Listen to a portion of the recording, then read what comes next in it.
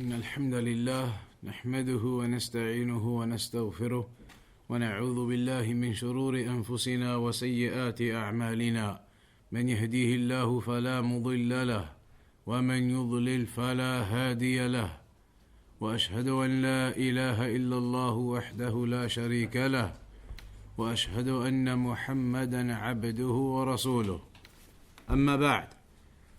So today then we begin with the hadith of Abu Ubaid Mawla ibn Azhar واسمه سعد بن عبيد قال شهدت العيد مع عمر بن الخطاب رضي الله عنه فقال هذان يومان نهى رسول الله صلى الله عليه وسلم عن صيامهما يوم فطركم من يوم صيامكم واليوم الآخر الذي تأكلون فيه من نسككم. In this narration, Sa'id ibn Ubaid says that I prayed Eid along with Umar ibn al-Khattab radiyallahu anhu, and he said, Umar ibn al-Khattab radiyallahu anhu said, these 2 days the Prophet sallallahu alayhi wasallam forbade the fasting within. 2 days the Prophet sallallahu alayhi wasallam forbade the fasting within. يوم فطركم, the day of Eid al-Fitr, واليوم الآخر الذي تأكلون فيه من نسككم, and the other day when you eat your slaughterings, Eid al-Adha, the 2 days of Eid. It is haram to fast on the day of Eid, whether it is this Eid coming or the other Eid coming after. The 2 days of Eid, this narration in Bukhari and Muslim tells us clearly it is haram to fast on Eid day. The issue here is a person who travels in Ramadan. So let's say, for example, in the country where you are in, they started the fasting. Then you travel to another country where they had started the fasting a day after you. So when you finish your 30 days, the next day is supposed to be Eid. But where you are now, in that particular country, who had begun a day after the country you came from, their Eid may not be the next day. They may not spot the moon, so that next day is going to be their 30th day, their last day of Ramadan. You've already done 30 days. What are you going to do that next day? Everybody understand the scenario? Clear. What are you going to do the next day? Everybody in that country where you are now is still fasting. They didn't see the moon. It's the last day of Ramadan for them. You began a day earlier. Because of the country where you were, they'd spotted the moon a day earlier. So you had begun in your country a day earlier. You've now just finished 30 days. That next day is going to be 31st day for you. Eid day for you technically. What are you going to do? Not going to be able to pray Eid prayer anywhere. The country where you are now, they haven't seen the moon. They're all fasting tomorrow. Stick with the people. Stick with the people and fast 31 days for Ramadan, you're saying? Don't fast on that day. That's what you said? Alright. Don't fast on that day, but you Don't fast on that day? So you're going to be eating, you're going to say, what are you doing? eat secretly. Yeah, don't make it obvious. So secretly eat. Secretly eat. And pretend you're still fasting. Don't let anybody know you're not fasting and secretly eat, and the next day just go and do the Eid and everything with everybody. Is that what you're saying? That's the fatwa? Yes. Anybody agree, disagree? Fast. Fast with them and then just do the Eid on the 31st day. Optional fast. No optional fast. Optional fast, the hadith just told you now. Haram to fast on Eid day. For you, it's Eid day technically. So, what you've mentioned there, they are opinions of the scholars. There is an opinion of the scholars that you just fast. And we'll explain in a moment why. There is an opinion of the scholars, you open your fast but secretly, because the whole country is fasting.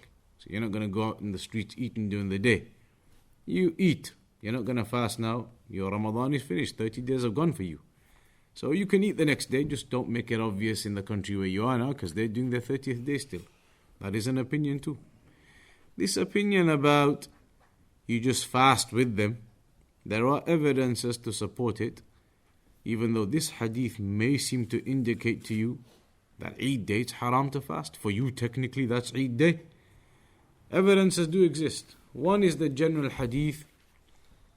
There is a general hadith which mentions that the meaning of which is that you fast with the people and you do Eid with the people.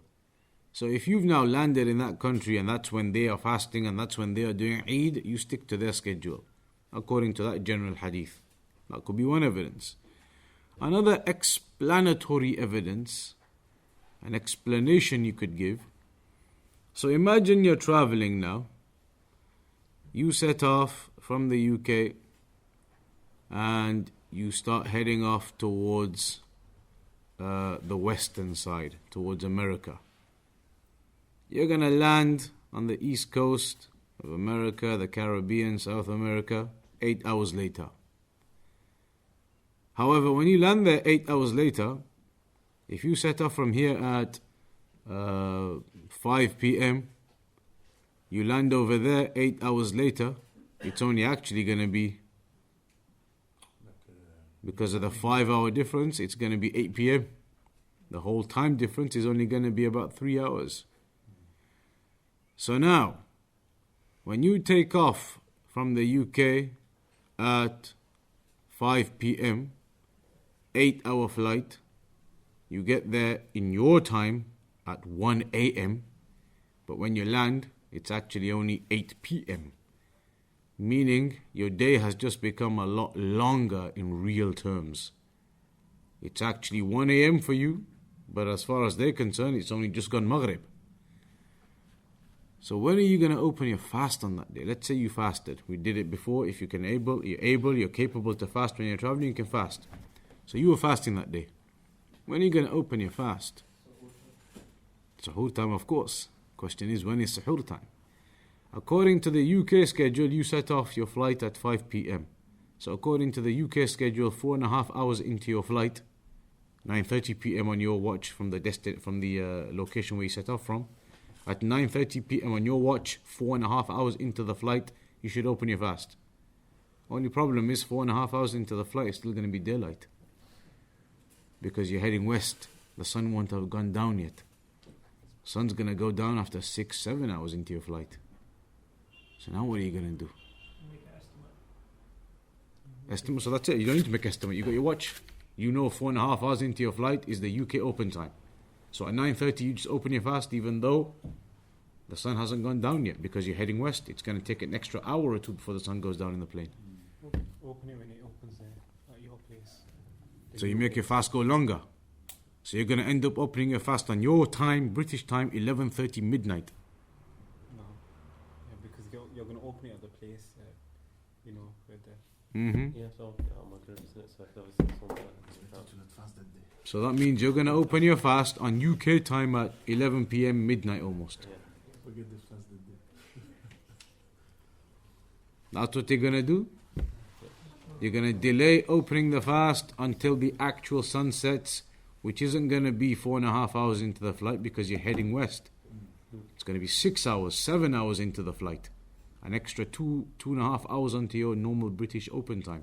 Midnight you're going to open your fast maybe, which will be about 7 p.m. local time where you are. That's what you're going to do. You're going to add an extra 3 hours onto your fast. Nobody said just open your fast 4.5 hours into your flight. According to your British time, that is your fast. You would do that.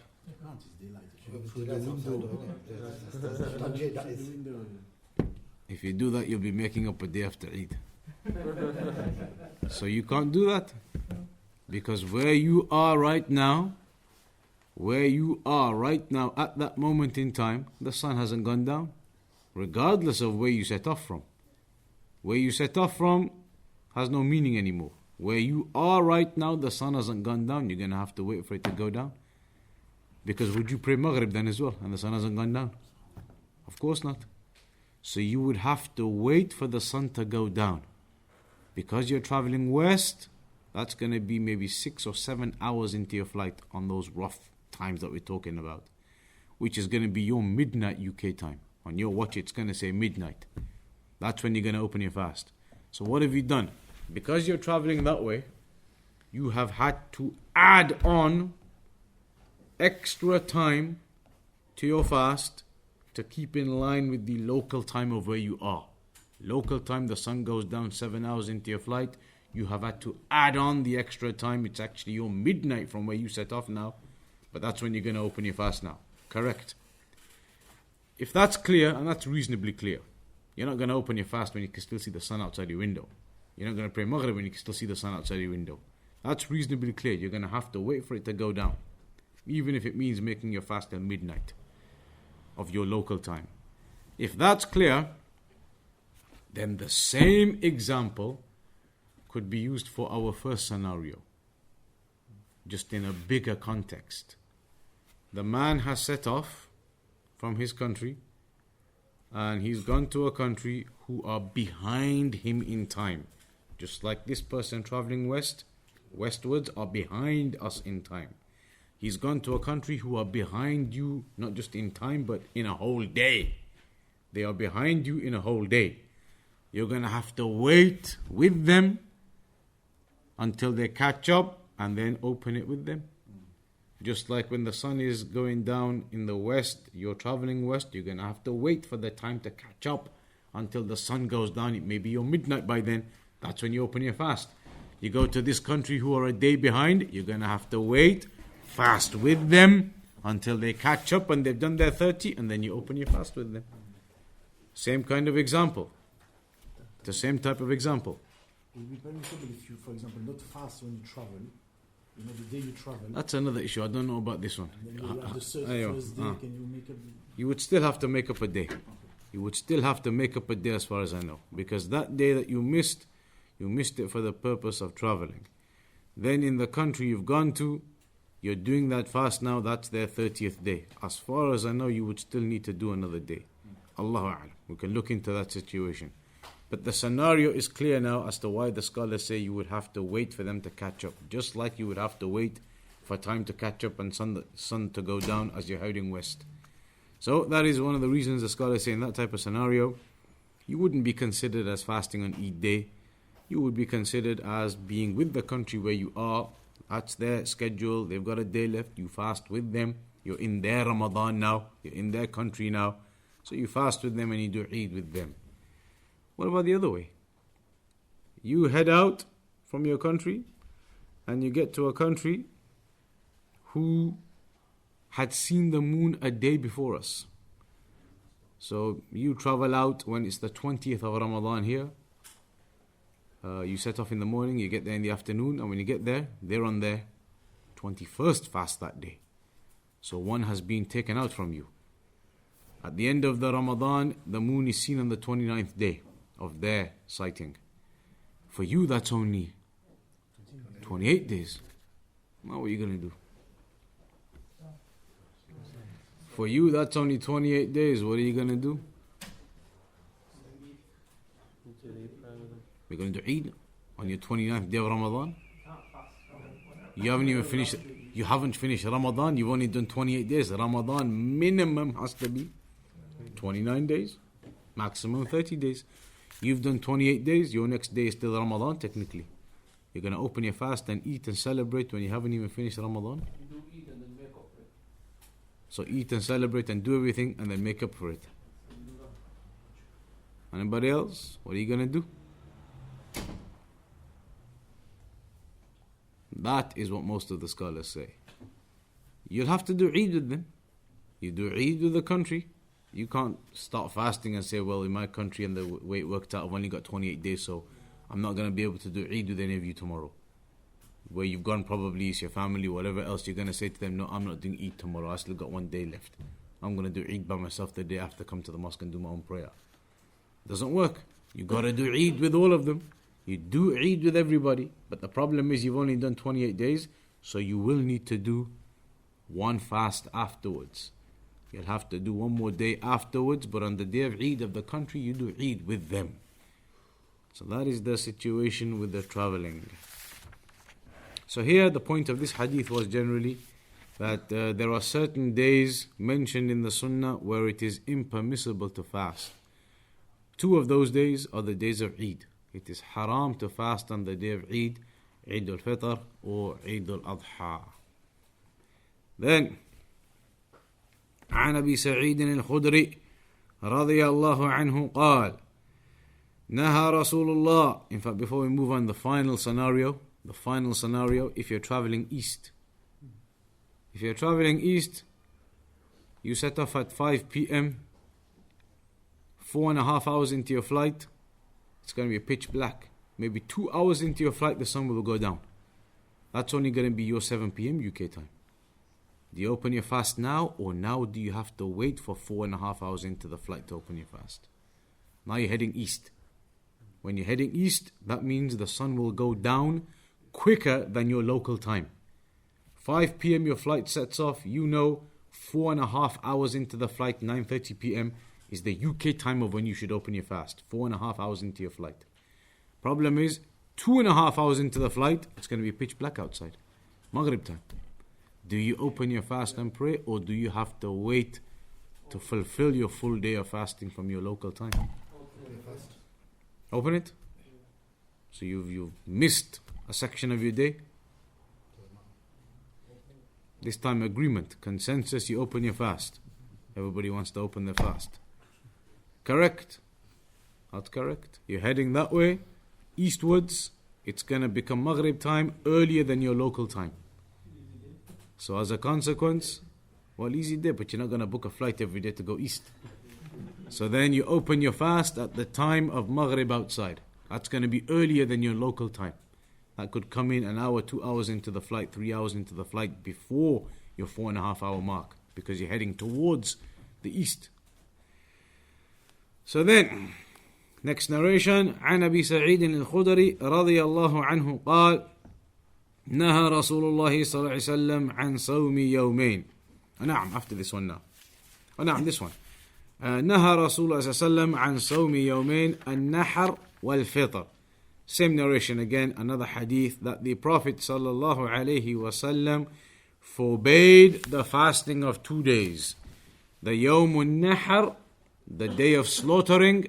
The day of slaughtering is Eid al-Adha, what is known as the big Eid, Eid al-Adha. And there are narrations, it is, when they say the big Eid is 3 days long, that includes the days they are talking about, the days of stoning after the day of Eid. And that's okay, you can say that. And this one, Eid al-Fitr, both of those days, al-Nahar wal-Fitr. Yawm al-Nahar, the day of slaughtering, that's obvious why it's called the day of slaughtering. All the Hujjaj that day they slaughter, and everybody here can slaughter too. The day of slaughtering, that's obvious. The second, this Eid, is called the Eid of Fitr. What's Fitr? To break the fast, like iftar, fitr. This is the Eid of iftar, because every day you've been fasting. Eid day is like you're opening your fast for the month. You've been fasting the whole month. Eid day is to open your fast of the month. So it is known as the day of opening your fast, the day of Eid al-Fitr. Then عن أبي سعيد الخدري رضي الله عنه قال قال رسول الله صلى الله عليه وسلم من صام يوما في سبيل الله بعد الله وجهه عن النار 70 خريفا. This is talking about the person who fasts whilst at the same time being in jihad. If a person was to fast when he's actually physically out in the path of Allah, then the narration mentions that the great virtue of that individual is that Allah subhanahu wa ta'ala will distance him from the fire the distancing of 70 years worth. A distancing of 70 years worth from the fire, meaning that he will be separated away from the fire. And that just indicates the great virtue of that act. Moving on to the next section now is the section regarding the night of decree, laylatul qadr. Up to that so far have been some of the general rulings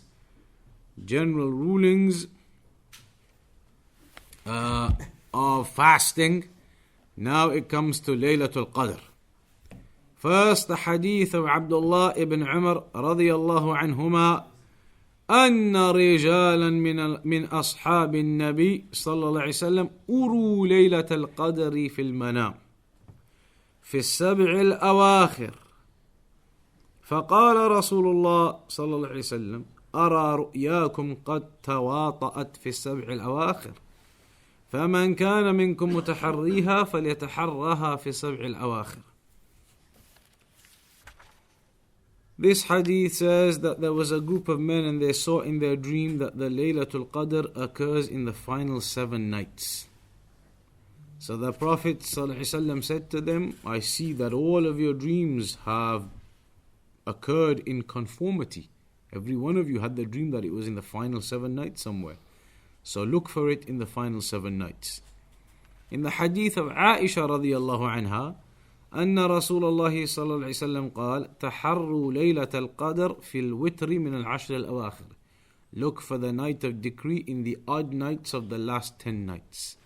In the odd nights of the last 10 nights. This is talking about when Laylatul Qadr occurs. Talking about when Laylatul Qadr occurs. Laylatul Qadr, as we know, a great night where the rewards are multiplied and the sins are wiped out and expiated, and the decree of that year is done from the overall decree of the preserved tablet. And so when the companions, they found out about the great virtue of Laylatul Qadr, they wanted to find out when Laylatul Qadr is. However, Allah subhanahu wa ta'ala has kept it concealed from us. Concealed from us. We don't know the exact night in Ramadan that Laylatul Qadr is. فَيُكْثِرُ مِنَ الْعِبَادَةِ. So then the servants of Allah will increase in their worship and they will strive every night hoping that that night is Laylatul Qadr. So the Sahaba, at that time it's mentioned, had some dreams. And all of their dreams, they were the same. All of them had dreams indicating that it was in the final 10 or the final 7. And so when they came to the Prophet ﷺ, he informed them that this is what is likely and this is what is expected. That it is in the final 10, and then in some narrations it mentions the odd nights of the final 10. In some narrations it mentions more likely the final 7. Some narrations mentions more likely the 27th, the 29th. There are various narrations that talk about the possibility of when exactly Laylatul Qadr will be. Of course, it is unknown exactly when it will be. That's why the scholars, they say, if you want to make sure that you worship on Laylatul Qadr, because the worship of the night of decree is like the worship of 1,000 months worth, which is over 80 years worth of worship. A lifetime of worship rewarded for one night's worship. If you want to guarantee catching that, the only way to do it, the scholars say, is what? Every night of the last 10 to pray and worship, etc.? Nope. Itikaf is the last 10, that's the same answer. If you want to guarantee catching that night, what should you do? Do more days, last 10 days. That's the same answer again. Everybody's given the same answer so far. Odd nights in the last week. Just the odd nights. The scholars, they say, some of them they mention, if you want to guarantee that you've caught laylatul qadr, the only way is that you pray every single night of Ramadan. Because the last 10 is the most likely. Despite that, there are scholars who mention evidences to highlight that it's not something you can still say is 100%. So they say if you want to be absolutely sure, even though yes, last 10 is basically what's expected, but even then, just on the off chance, you want to be absolutely sure, and you should be doing it anyway, you should be praying every night anyway. So they say every night pray. And plus there are the other narrations, Man qama Ramadan imanan wa ihtisaban ghufira lahu ma taqaddama min dhanbih. Whomsoever prays in Ramadan, the night prayers, with iman, sincerity, desiring the reward from Allah, then Allah will forgive him his sins. That narration applies to the one who prays every single night. The one who prays every single night of Ramadan, then this hadith applies. That's what the scholars say. Not just somebody comes and prays odd nights here and there. Every single night you pray the Taraweeh, as well as your obligatory prayers. So to guarantee, they say every single night.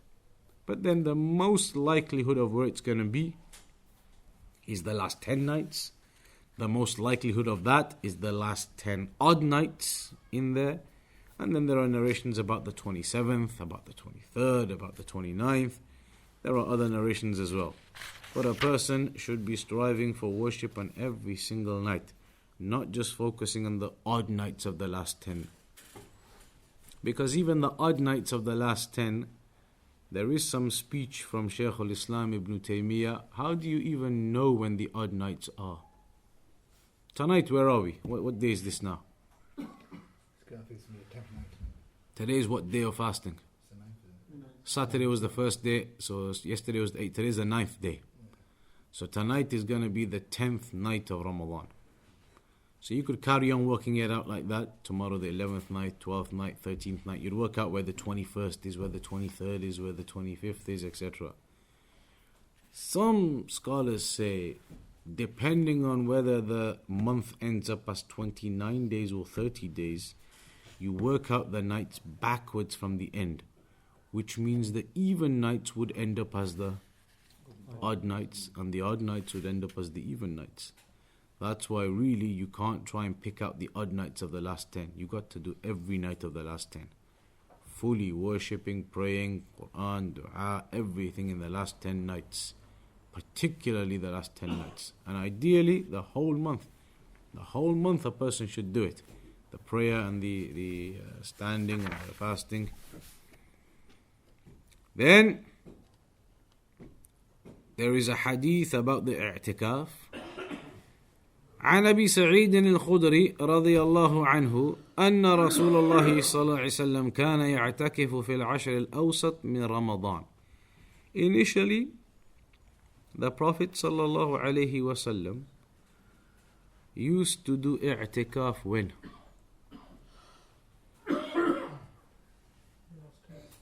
In the last 10. Before that, what did he used to do?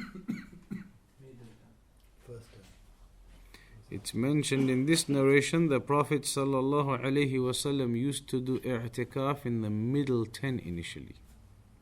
10th to the 20th of Ramadan, the middle section of Ramadan. That he used to do i'tikaf in the middle section. في العشر الأوسط. فاعتكف عاما حتى إذا كانت ليلة 21 وهي الليلة التي يخرج من صبيحتها من اعتكاف قال من اعتكف معي فليعتكف في العشر الأواخر فقد أريت هذه الليلة ثم أنسيتها. Then he said to them one year, whoever's been doing i'tikaf in the middle 10, do it in the last 10 from now on. Because I had a dream, I was shown that laylatul qadr is in the last 10, and then he said, but I forgot.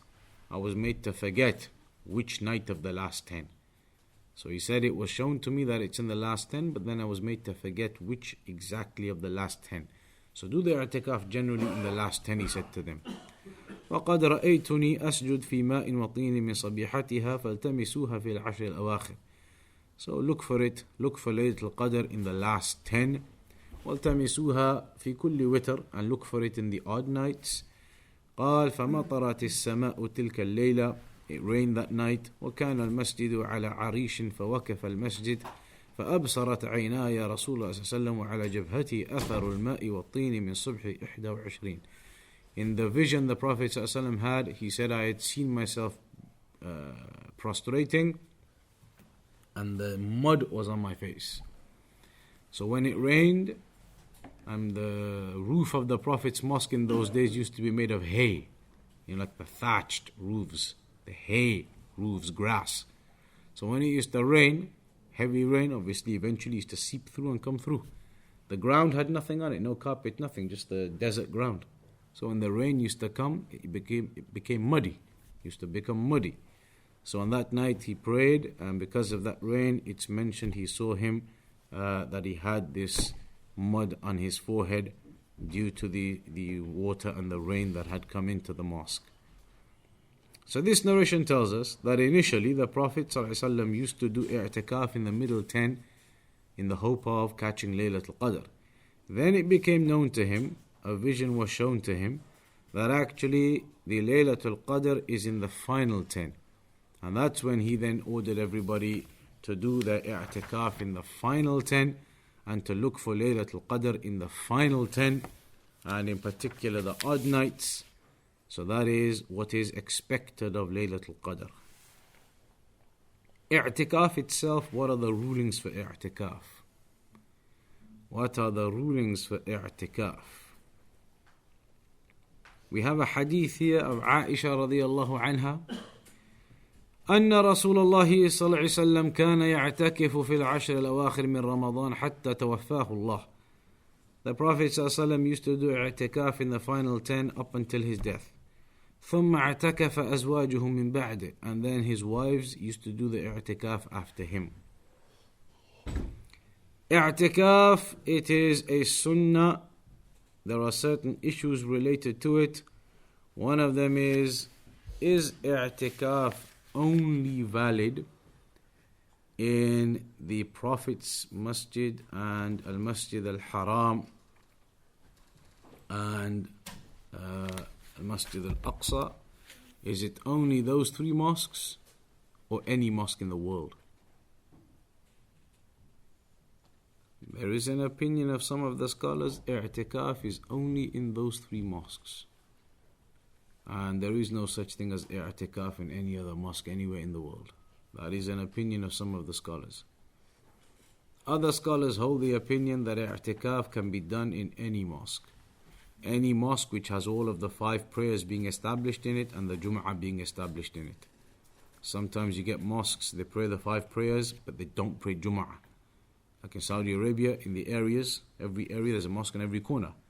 But the way it works, in that area there'll be one central mosque and then lots of little mosques everywhere. All the little mosques have the 5 daily prayers. So wherever you live around the corner you got a mosque. But on Jum'ah time, all the small mosques don't do Jum'ah. Just the big central one does it, so everybody gathers together once a week.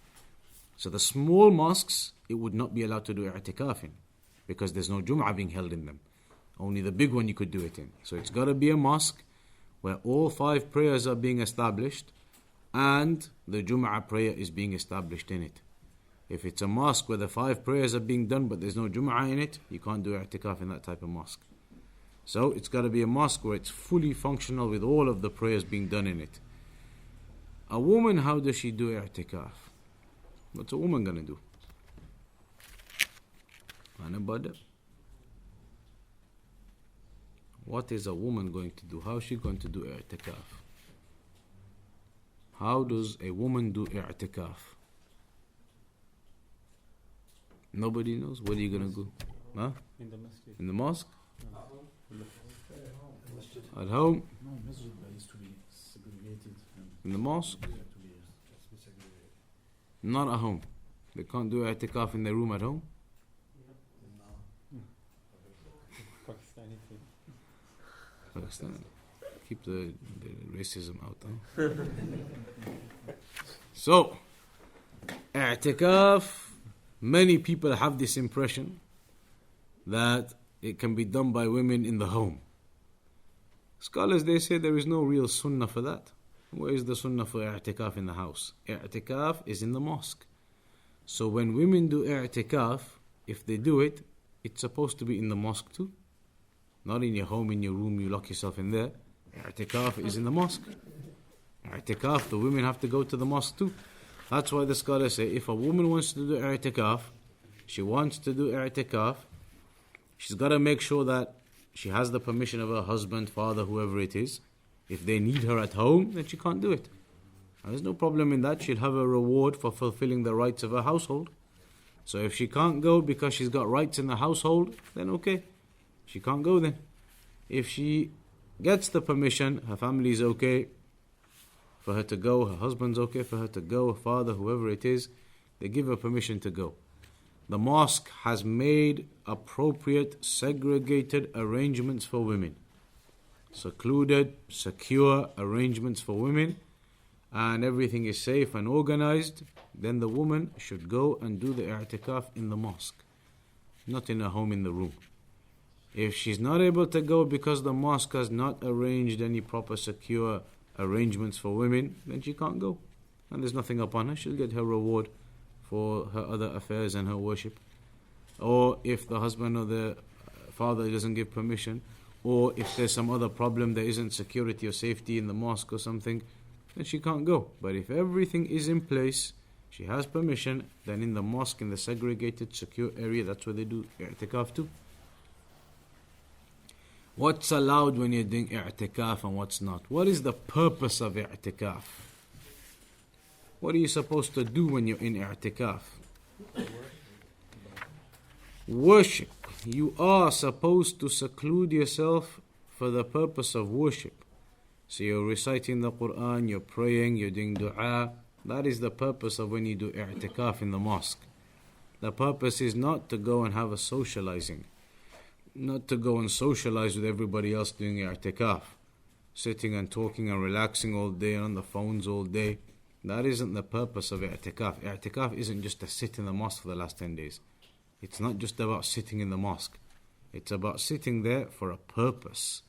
The purpose is worship. Separating yourself, secluding yourself, not relaxing and talking and socializing. Secluding yourself in the mosque in your area, worshipping, reading, reciting Quran, etc. That is the purpose of i'tikaf. Not to just be there for the sake of being there and relaxing and talking and socializing all day. How long do you have to do i'tikaf for? What's the minimum for i'tikaf? What is the sunnah for i'tikaf? How many days? What?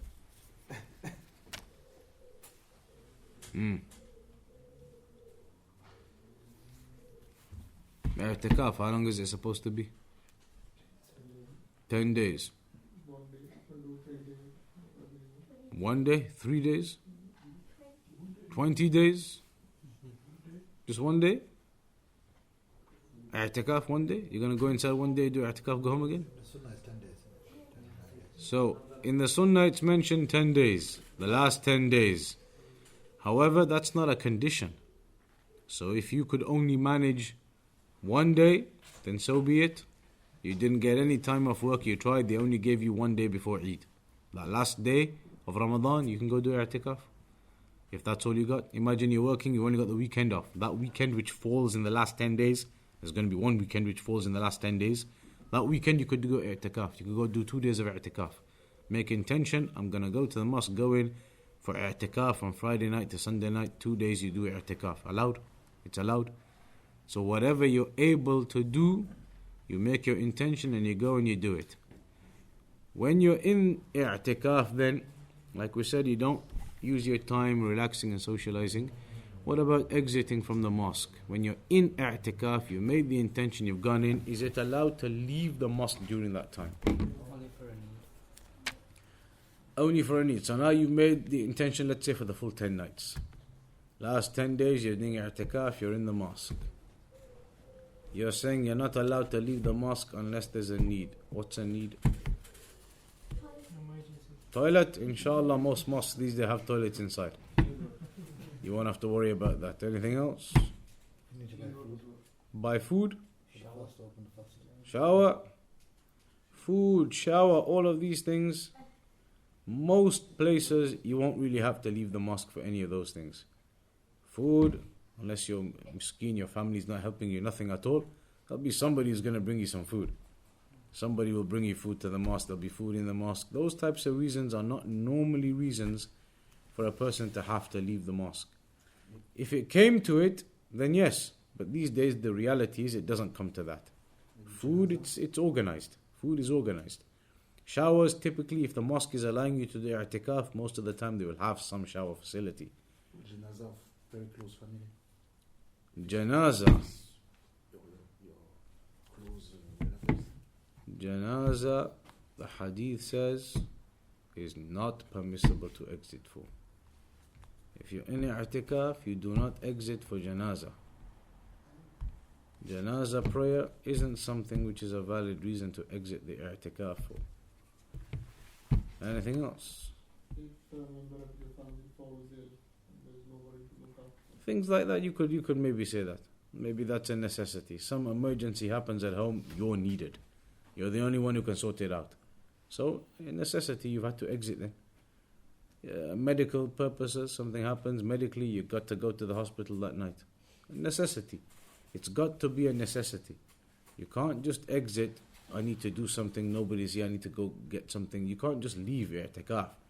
The purpose of i'tikaf, what's the meaning of the word i'tikaf? What does the word i'tikaf mean? Seclusion. It means to stick to some place and to remain in a place. That's what the word i'tikaf means. To remain in a place. I'tikaf. To remain in a place.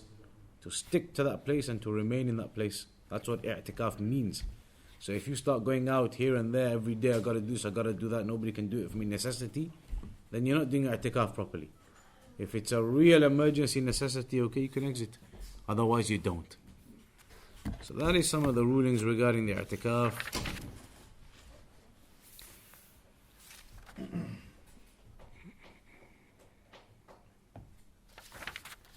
And that brings us to the majority of the section that we wanted to cover. Any questions on that or any of the parts of that so far?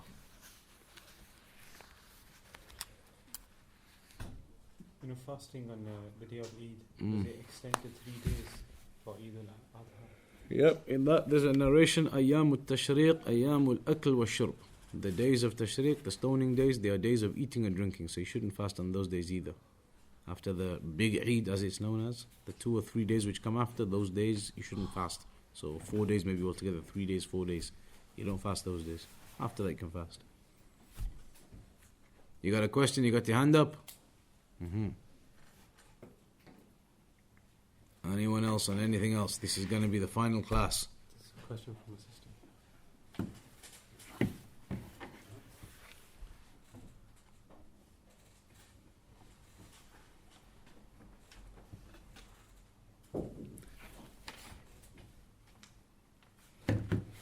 Breastfeeding issue. If a woman has been breastfeeding and therefore she was not able to fast, what is the ruling? Pay the fidya. Who said? Make it up. Difference of opinion. That is an opinion of some of the scholars. An opinion of some of the scholars. But others, they say you got to make it up. 2 opinions. Either you make up the days or you give the fidya. There are 2 opinions about it. Here the question says there was a sister who missed 29 days, basically the whole month, due to breastfeeding, and she was going to make them up, but she didn't.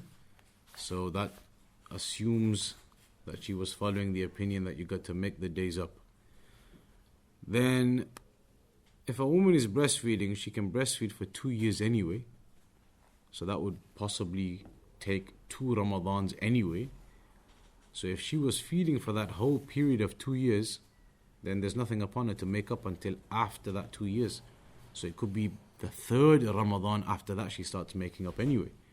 So if this particular questioner has been breastfeeding for a full 2 years and has missed and not been able to make up due to that, then there's nothing upon her. She just makes up after this Ramadan or whenever the breastfeeding finishes. If she had finished the breastfeeding and had the opportunity to make up those fasts before this Ramadan, because the breastfeeding had finished months ago, she had the opportunity, she had the intention, but just out of laziness never got around to doing it, then what's the ruling on that? The ruling would be upon that opinion that you got to make them up after this Ramadan. She has to make them up, and then on top of that she's got to feed a poor person for every day for being lazy and not making them up before this Ramadan came. That's if she had the chance to make them up but she never took it. Let's say for example she was breastfeeding last year, that finished 6 months ago, so she had 6 months left before this Ramadan started to make up the last one, but she just never got around to it, never did it. For no real reason, just delaying it, never got around to doing it. So that's technically a sin in that case. So after this Ramadan, she's got to do it still, make up that 29 days, and then give a fidya, feeding the poor person for every day as well. That's upon the opinion of you have to make them up. There is the other opinion which says you do not have to make them up at all, you just give the fidya for every day, in which case she would just have to give the fidya for every day. But even then she should have done it by now, because that is supposed to be taken care of at that time, and you're not supposed to delay that to the next Ramadan after. But if that is her opinion, looking into that situation, and that's the conclusion you come to, then all she has to do is give the fidya. But if the opinion is that you need to make them up, then in that case, after this Ramadan, she should make them up and give food for every day for a poor person too. Which is a stronger opinion? Allah. I don't know what the stronger opinion is. Anything else? Any other Ramadan questions? Last class, and then we're going to carry on after Eid, inshaAllah. When you're traveling and you're exempt from fasting, Distance for traveling. This we've discussed a few times. What's the distance which validates missing fasting? What distance is classed as traveling? Difference of opinion. So what is it then? What's the difference of opinion? Whatever you take as a norm. So that's one opinion, the cultural norm of the people. What do the people of your city view as a journey? If they view going around the corner to Bradford, everyone says that's a mission and a half, that's a journey, then it's a journey, Islamically. If everybody in Bradford, in Leeds, if everybody said that's going to Bradford, that takes 6 months of planning. You need to go top the oil and the water up in your car. You need to make sure you got provisions, your sandwiches, your lunch, just in case you break down on the M602. So in that case, that's a journey, if that was the cultural norm of the people. We know it is not the cultural norm of the people, therefore upon that opinion you would not be a traveller if you go to Bradford. There is other opinions though. Another opinion says if you leave the boundaries of your city, you're a traveller. Upon that opinion, if you go to Bradford, you are a traveller because you've left the boundaries of Leeds. Another opinion says it is 49 miles or 50 miles, 80 kilometers. Upon that opinion, you would not be a traveller going around to Bradford anyway, Sheffield, even around these places. 50 miles, that doesn't come into it. 50 miles beyond, you're a traveller. That is an opinion of some of the scholars. So with that, it's difficult to pinpoint one thing. Shaykh al-Islam mentioned the norm of the people, and to be honest, Allahu A'lam, the norm of the people typically is probably around about that 50 mile mark anyway. People travel 30 miles, 40 miles, they don't really consider that to be a huge thing. People might go from Leeds down to Sheffield, do a shopping trip in Meadowhall and come back, and that's nothing, it's a day out. There's no journey, there's no trip. Most people think that way. It's a casual down the road, down the which one is it? M1. M1, huh? And straight down there to Meadowhall, come back. It's not. Nobody thinks anything of it. That's how people are mostly. So normally 40, 50 miles, when you start getting onto that kind of boundary, that's normally the cultural norm of the people to start thinking now it's getting a bit long. 50 miles away, that's a bit far. 30, 35 miles around the corner, you can go quickly, come back, half an hour drive. So culturally as well, Allahu A'lam, but it would appear 40, 50 miles there or thereabouts onwards, and there's the opinion of the 50 miles anyway. Somewhere there or thereabouts, you would maybe start to think now you're a traveler.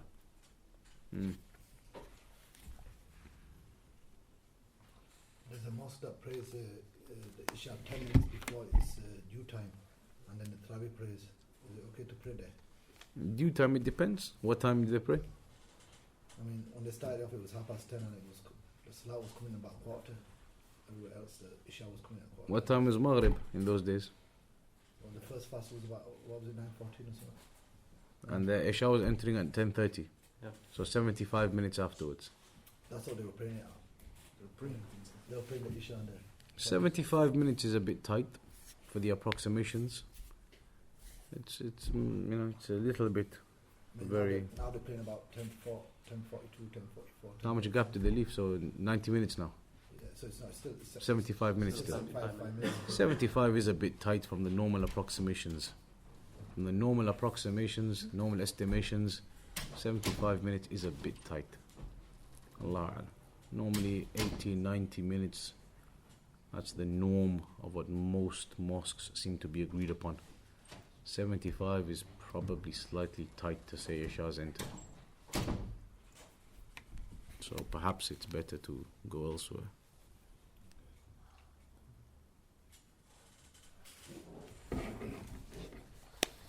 Alright, we'll conclude. Go on. When the Imam recites Quran, it's permissible to recite with him or listen to him. Like What? masjid after Asr, they recite like, Lesson is like a lesson. yeah. A lesson? After Asr is a Quran lesson? Yeah. And what's going on? Then he recite the Quran. Is permissible to listen or just recite with him? What do you mean? He's teaching you or what's he doing? He's teaching. Yeah, teaching, yeah. To practice, you can recite with the Imam or with the teacher. So what's And wrong? He's reading and Huh? you're repeating with him practice. So what's wrong with that? Saying So everything. it's permissible to repeat or just listen? How are you gonna?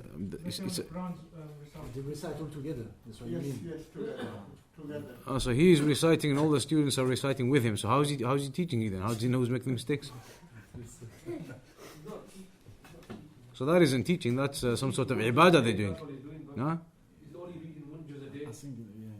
Yeah, but it's not. They repeat all together. That isn't a class then. It's not a class. Then you don't repeat with him. That's almost becoming like a Sufi type of circle.